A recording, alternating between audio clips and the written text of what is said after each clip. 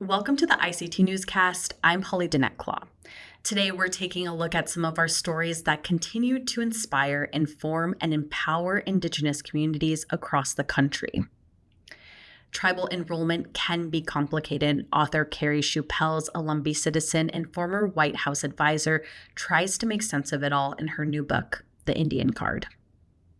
The book is nonfiction and it blends together memoir, storytelling, and also policy and history. And so in some ways it represents this coming together of my two areas of expertise, my two passions, and the two things that I've really been trained to do, which is public policy and writing. I finished the book at 11 o'clock last night. And it was one of those things that I really couldn't put down until I finished it because it was so compelling. And I really think that this should be required reading for anyone who's studying American Indian history.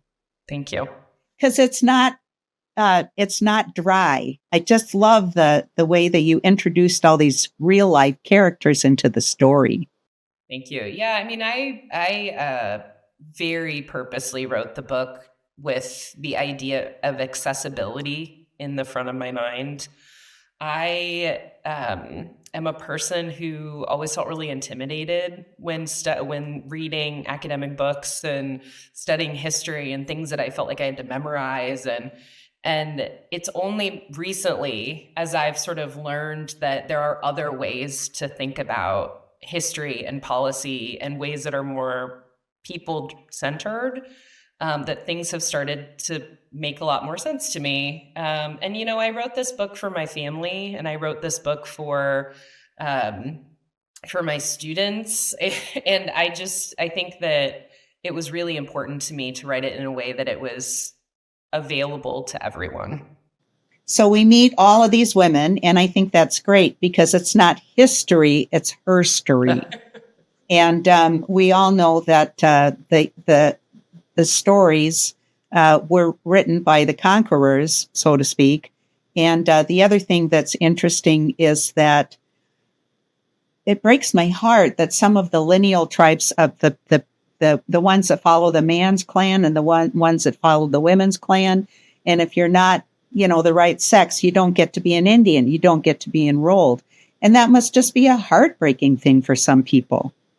Yeah, I think that it has served to divide a lot of families, which is hard to see. It also becomes really problematic when you consider the fact that enrollment is connected not just to our sense of tradition and history and connectivity with ourselves and our community. It's also connected to some pretty tangible things. And in many tribes, it's the difference between getting housing and not, being able to live on the reservation or not, education benefits, things like that. And so, yeah, I think that was hard to see happen for people whose tribes use that sort of matrilineal or patrilineal in the case of the book system. I tried really hard not to make a judgment on different systems of enrollment that tribes use, because that's not my place. Tribes are sovereign entities, at least those that are federally recognized. And I think there are pros and cons to every approach. But I do think it's important that we sort of step back and in answering that question, how did we get here? We have a real reckoning with this idea that we're using these systems that don't exist for other humans. There's a recent study that was done up in Minnesota by the Wilder Institute, which is a pretty respected organization. They were asked by a tribe to do a study on blood quantum and sort of its implications for the future. And what they came up with using data analysis and current enrollment numbers and things was that if the tribe continued to use 1/4 blood quantum, in 100 years, they would virtually become extinct. And that really is what's terrifying to me, is the thought that we're setting ourselves up for extinction. And so that really has changed my mind and attitude in a lot of ways. Carrie, this is your first book. What's next for you? So I currently direct the Native Policy Lab at the University of Iowa, and one of the big projects that we're working on is Indian boarding school records return. So returning records to survivors and their tribes in the case of survivors who have passed away. This is a really important thing that we can do for survivors. There hasn't been a lot done for them. And many survivors, I have a list of over 200,000 children whose records are inside the National Archives.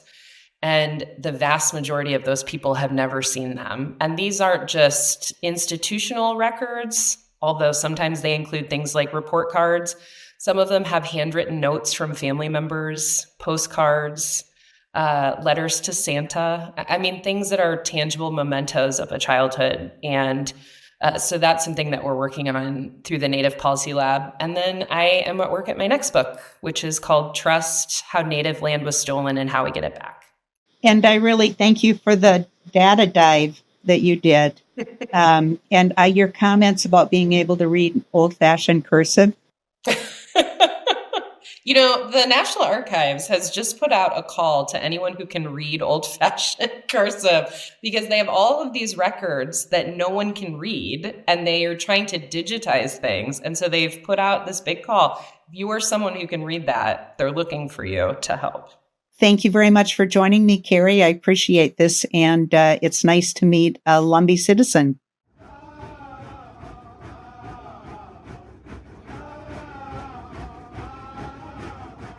Mike Nuwak Nugan Nooch.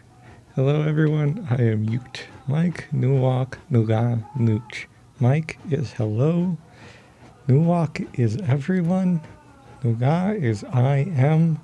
And Nooch is Ute. Mike Nuwak Nuga Nooch.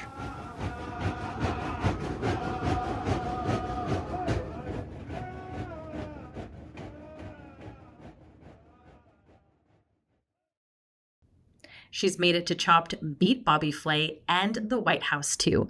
Paris Wise brings us this flavorful story of Wahpepah Kitchen's owner and chef, Crystal Wahpepah. Hello, my name is Chef Crystal Wahpepah. I'm the owner of Wahpepah's Kitchen in Oakland, California. Crystal, thank you so much for joining us. Your career as a chef, a restaurateur has taken you so many amazing places like TV shows and traveling all over the world.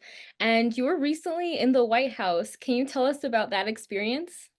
Yes, and so this is my fourth time in the White House, and so I'm a part of the Culinary Diplomat, which is launched by James Beard Foundation. And so this is where they actually pair you up with one of the presidents that they feel like it's a fit. Like a few years back, I had the opportunity to cook for Peru, the president of Peru, and it was really nice cultural exchange onto that. I got to highlight Native foods. I source from Native American food producers, so it's just not a win for Wahpepah's Kitchen, it's a win for all. Well, I would say a huge topic of conversation recently, especially with the new administration coming up in the new year, is the cost of goods and the cost of groceries for the everyday family. Would you say that sourcing from Indigenous communities or even growing your own food is the way to go in avoiding those costs? Yes, when it comes into the food costs, it depends. Like I'm here in California, so if I'm sourcing from Arizona or New Mexico, that's where you really need to try to source that's what's in season. I really try to represent when we're cooking in season, and so that's where the food cost can really take a play when it's not. And most importantly, it's about growing your own foods. A lot of people don't know how to grow their foods or where to go. There's a lot of beautiful Native American vendors out there that have a lot of things that are in season to source from. So I would highly recommend that. But if you're gonna get like, let's say strawberries or blackberries and they're not in season, or especially if you go like to a corporate store, but I would highly recommend sourcing. I've been sourcing from other Native American food producers for over 10 years. For instance, I can say Cheyenne River bison, where the bison comes from and what they eat, things like that. As for me being Kickapoo, I'm Kickapoo and I'm Sac and Fox, and I'm enrolled in the Kickapoo tribe of Oklahoma. And this is, I like to highlight when it comes into our venison. I like to highlight when it comes to our dried corn, things like that. And I have I call it, it's the beautiful opportunity is to source from other business owners, because I'm also a business owner and I know what it's like when it comes into food costs, when it comes into sourcing the ingredients. So I highlight each ingredient on each dish. So since you source seasonally, does that mean your menu changes? And also with winter approaching, what do you have coming up? We're getting ready to relaunch our acorn crepe. We source our acorn from the Mono Nation, and so he prepares it for us. He harvests it and he prepares it for us. So we're in acorn season right now. And our Three Sister Veggie Bowl, it can come warm if you get a warm protein with it, and then we kind of alternate the bowl according to what season that it's in. So like for instance, there's a lot of pomegranates, we have what's going on, and we have our dried corn, and then we have our squash. So that is something really nice. And we have a maple olive oil that goes over it. And so that's nice and warm and savory. That's pretty much one of our number ones, besides having our blueberry bison meatballs. So if you kind of think, and the part where, oh, it's a meatball, but you want to make it really familiar, where people are really familiar with the food item, but then you also can flip it into indigenize it. Awesome. Crystal Wahpepah, thank you so much for joining us. Thank you. Thank you for having me. Everyone's talking about AI, but beyond the buzz, what does it mean for our mental health, culture, and future? Daniel Herrera has the download. AI, it's something that's on all our minds. Everywhere you go, everywhere you look, you can find a new AI product. Self-driving cars, resume builders, and therapy bots. That's one of the roles generative AI bots like ChatGPT have taken on. They're not designed to be one, but they're being used like one. Yeah, so there's been an interesting trend that young people have turned to ChatGPT for therapy. And it was not intended to be a therapist bot, but that's what young people, and particularly young men, have turned to ChatGPT to serve. That's Dr. Laura Nelson. She's an associate professor of sociology at the University of British Columbia. She teaches how changing information and communication technologies impact societies and social interactions. She says the lack of therapy support systems is one of the causes for this behavior. I think that indicates the lack of therapy support systems in a lot of industrialized countries, particularly North American countries. There aren't therapists that people can either go to or feel comfortable going to, especially young men who might not be encouraged to talk about their feelings, or people might not have the men in particular, young men in particular, don't have the social support circles where they can feel like they can talk about their feelings and their emotions. The World Health Organization even declared loneliness a global public health concern in 2023, commissioning an international study to solve the problem. In China, people began buying their parents an AI chatbot called Xiao Ice. China has an epidemic of loneliness, and so kids would buy their parents Xiao Ice, which is like a machine that would sit in their house that the parents would talk to. Oh, wow. They're lonely. And it was really, really successful. It became one of the most well-known bots that in China that people used. And they would also insert it into WhatsApp groups or the equivalent of WhatsApp groups to tell a joke or just liven up conversations. So it was a really successful way to kind of meet a need that people in China really needed. And now we're starting to see that incorporated into North America.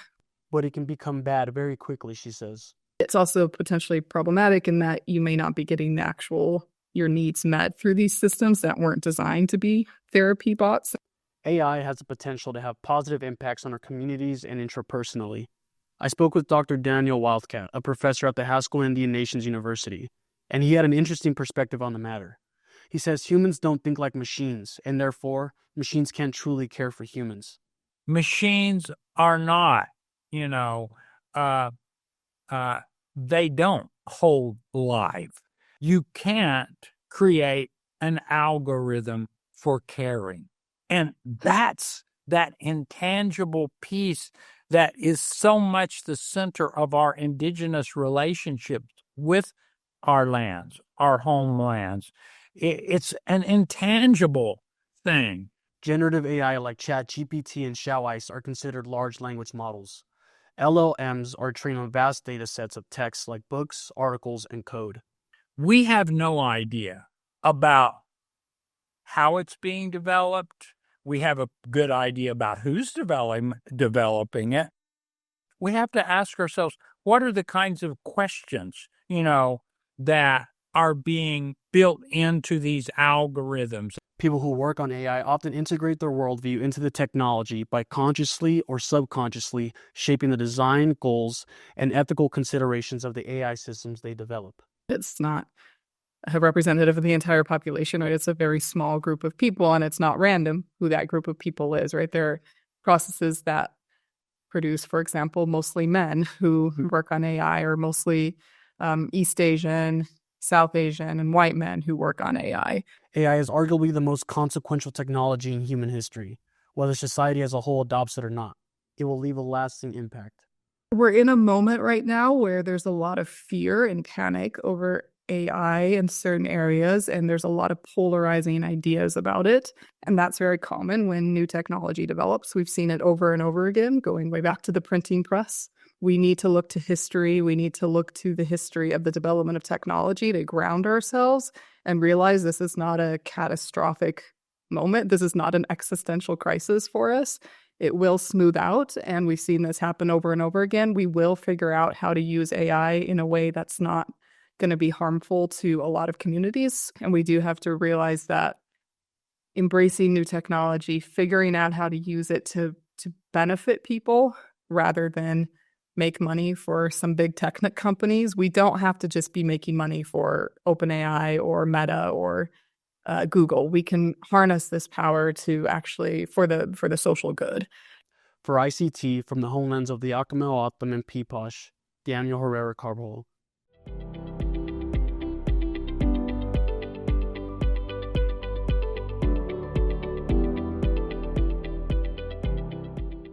Traditional medicine holds powerful knowledge passed generation to generation. And White House Sechongu Lakota is keeping that wisdom alive through her herbal shop in New Orleans.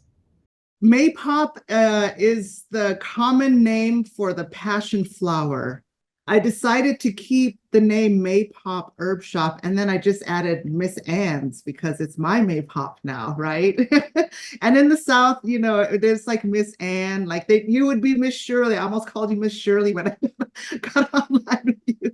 But it's a form of respect, and how folks address each other down here. So now it's Miss Ann's Maypop Herb Shop, and I feel like it's important that this place is, that the herb shop is run, owned, and operated by an Indigenous woman. I also work with doctors. We have doctors who send some of their patients down here, and we have specific formulas that we've worked with them for their patients. So folks will come in here and get the herbal formulas that their doctors sent them down here for. There is no place like New Orleans in the whole United States. I love the culture. It's sort of a bridge between the South and Caribbean cultures and South United States, Southern. It's very unique, and I felt like I could really fit in here. And I've been here for 14 years now. I raised my kids down here, and the culture is really woven through all sorts of indigenous peoples. Indigenous peoples there, you're right, from the Caribbean. And it's really a very interesting mishmash of cultures, I'd say. It's a gumbo of cultures. That's how we say it down here. It's a gumbo of cultures. And really, New Orleans, in the indigenous language here, it's reviving the name of Bolbancha, which in Choctaw means land of many languages. This used to be a traditional sort of center of trading, right? Trading post. And White Hat was rewarded for her work with a Restoring Regenerative Agriculture grant. It's an unrestricted grant, so I can use it I'm actually using the grant to help support my second year. I'm in a clinical herbalism program, at the Vermont Center for Integrative Herbalism. And it's akin to medical school for herbalists. It's really very rigorous program. And so I get to use part of the award to support my education. You know, we're formulating equivalents to a lot of Western medicine, right? So that's where I was really first exposed to this like kind of apothecary and run by like brown people. You know, most of these places aren't accessible to us. If you go into our herb stores in Rapid City, they're really nice, but they're not accessible. And that's something that I'm always working towards to make sure that our people have access, because we deserve access to good things, you know.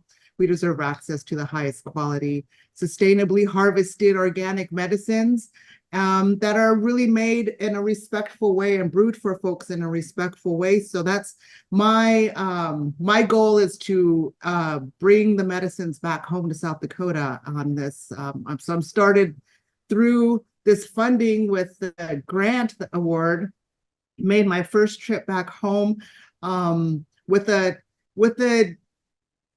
project name, sort of a theme of my work called Indigenous Herbalism on the Medicine Trail. You know, that's sort of the theme, to take my medicine on the road, meeting with Indigenous community members along the way, wherever my travels are, sharing medicine, and also learning and connecting with folks. So that's really, I'm like living my dream right now. I worked really hard to get here, so I'm really excited to be here. Because of our colonization, we lost we lost that direct connection with our herbal remedies and those pathways for sharing that, right? Because of our boarding school experiences and the fact that the in American Indian Religious Freedom Act hadn't even been passed till the 1970s, right? So a lot of this knowledge was it was like really underground still, and folks still had a little bit of a resistance, or not a resistance, but I would say just a little bit of, you know, they were just not really afraid, but they just didn't really know how to work with the plants, a very, very cautious approach to plants. And so we would do these herb walks, and it was so awesome with the community members and relatives back home, and folks coming out and saying, I remember my grandma used to work with this, and she called it this, and this is how they worked with it. Or my auntie's favorite plant was this. So the knowledge is there and coming back. It's getting warmer out. The days are getting longer, and I'm looking forward to gardening. For a beginner, what would you say I should put in my herb garden? I would say to put in your basic culinary kitchen herbs. They are so medicinal. Grow your sage, you know, your culinary sage, and your thyme. Thyme is an amazing kitchen medicine, okay? Grow your thyme, your oregano, your rosemary. Like those are just a few right there that have very beneficial medicinal qualities to them. Yes. Thyme especially is one that is really effective. Antibacterial, antiviral. There's a lot of medicinal qualities to them. You can use them in your teas. You can do, if you have sinus stuff, you can do sinus steams with things. And also if you grow onions, grow your little onions. If you got a little patch to grow some onions, that's a really wonderful medicine, kitchen herb. Western herbalism is really, of course, built on the foundations of Indigenous herbalism. We've just never been given proper attributes. We had these folks coming in, colonizing the lands, taking this knowledge from Indigenous folks, but not once ever acknowledging where they got this knowledge from. So I'd like to reclaim that knowledge. Culture isn't just being preserved, it's being shared.